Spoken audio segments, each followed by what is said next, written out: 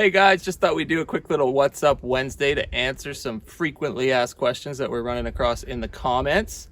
As many of you guys know and have been following along, here's the little off-grid boat-in access property that we've bought. And as much as you guys think that I am a YouTube millionaire, which I'm not even close, I didn't buy an entire island or an entire lake or an ocean or whatever you guys think I bought. I bought a piece of property on a lake. It's kind of on a peninsula, so it's connected to the mainland. It's not an island, as some of you guys might think. I live on Vancouver Island, but not on an island in the lake.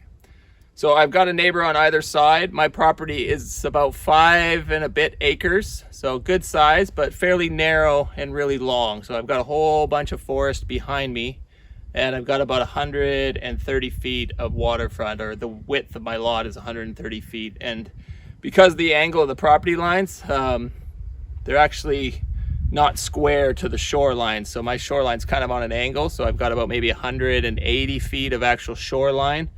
And then the property line kind of runs up on an angle this way. So that's why the boardwalk is kind of cutting right across the property line. I thought it was further that way because I didn't get a survey. And so now what we're doing is we're going to move this boardwalk that we're standing on right now. And I'm going to have to get some beams and make some scaffolding. And we're going to try and scoot this thing over onto those new footings and this new little stem wall in the back. So that will be my mission for this next weekend, because I'm having a whole bunch of friends and guys come up to help me just chainsaw and clear a bunch of the brush now that we're allowed to have open burning again. The fire ban has been lifted, so that is awesome, because there's just a ton of dead wood that we need to burn and clear up so that we can see what we're looking at here, because you can barely even see the ground. Most places it's just covered with dead wood, as you can see. So let's go for a little walk and I'll show you the other features of the property here. So yeah, all of this shoreline along here is ours. I've got a lot of wood to clear. And you can see that we're up about, I don't know, 20, 25 feet from the water level itself. It's just a really big chunk of volcanic rock here, so we don't have to worry about shoreline erosion. Got a bunch of burn piles, and then the camp is over here, and the property kind of goes up on an angle like this. You could probably get a little glimpse in the back corner there that I have erected a little timber frame shed. You will have to come back on Friday while we release that video of the frame raising, and it was an epic one, I'll tell you that.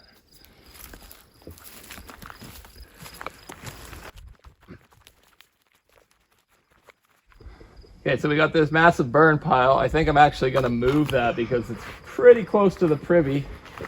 I don't want to light anything that I built on fire just yet. Yeah, we got a lot of this wood to burn up. Got the privy over here, and then you can see I've cut my little trail that goes up to the bluff. And then where the main camp is over here, this is probably where we're going to end up building the cabin. So it's a pretty good flat spot. We just got these monster stumps that we got to get rid of, a big old yellow cedar and that one. They're both pretty rotten, so I'm hoping they'll either burn out or dig out pretty easy. The neighbors do have a little mini excavator that they might be willing to rent to me, so that would make things go a lot quicker and help me prepare the building site here. But I don't plan on building this winter. I'm going to hopefully just be working on plans and going through the process to get a permit to build a cabin. So we're going to have to take down these two cedars, which already look like they're kind of half dead. Then we got another standing dead there, and I think the only other tree we're going to take out that's alive is this one right here, because that's where the cabin's going to sit, kind of right up on this little knoll, looking out at the glory. Doesn't get any better. I don't think it does.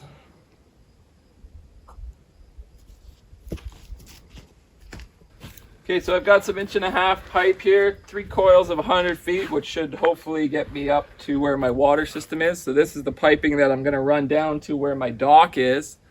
And then I'll have my fire pump in a little shelter on the corner of the dock so that it's always ready in case I need to suppress a fire.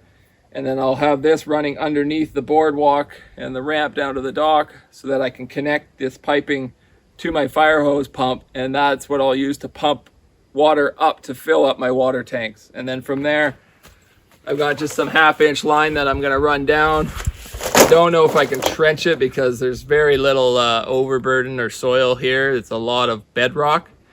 So I might just have to insulate it and just run it underneath the boardwalks and decks and that sort of stuff, and maybe just trench it up the hill if I can a little bit. So that's what I'm planning for my water system, but I still have to, you know, figure out a whole bunch of logistics and get all the right connections and stuff set up. And then this is my little shanty town here. We've got our little outdoor kitchen. Surprisingly, this tarp has lasted all summer, even though it's just been getting ravaged by the wind and the sun. And then we got our little outdoor kitchen with just the barbecue and tent platform, other gear. We're going to be probably taking most of this down this coming weekend so that we can clear out these trees and clear a bunch of wood and just kind of winterize the place, because I'm not going to be spending as much time up here. And if I do spend time up here, it'll hopefully be in my new little finished shed.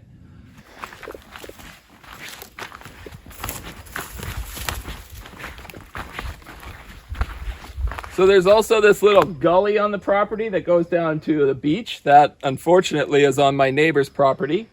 The property line kind of cuts right across by the tent platform there and then goes up the hill here. You can see those little orange flags, maybe if you look real closely.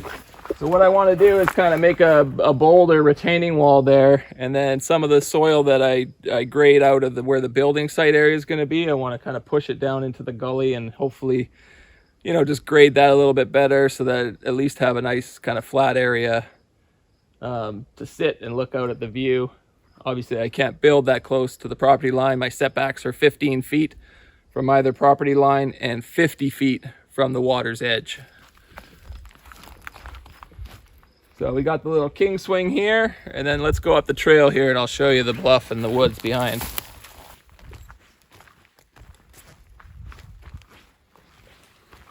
All right, so this is the view from up on the bluff. Pretty awesome. There's also a number of dead standing trees in front of me here. So I will be taking those down, which will open up the view a little bit more, which is also a good thing. The zoning for my lot allows for up to a 1,600 square foot cabin and a 430 square foot auxiliary building, which I'm planning to put up on this bluff here overlooking the lake. So my property is kind of narrow and goes back, I think, 500 or 600 feet. I haven't even walked to the very back of the lot yet because you can see that the forest is pretty covered in dead trees and brush, and getting through this is a fair bit of work. A lot of you guys have been asking why there are a bunch of standing dead trees and just dead trees everywhere, and that is because a forest fire actually came through this part of the lake about 7 years ago and burned and killed a lot of the underbrush. Most of the canopy survived, but as you can see, there's still a lot of standing dead. So lots of firewood, that's for sure. So I'm standing here in the woods behind the waterfront. I don't know if you can see it, but the water jugs on top of the bluff are right over there. And you can see that the forest is a mess back here. What are you chirping about?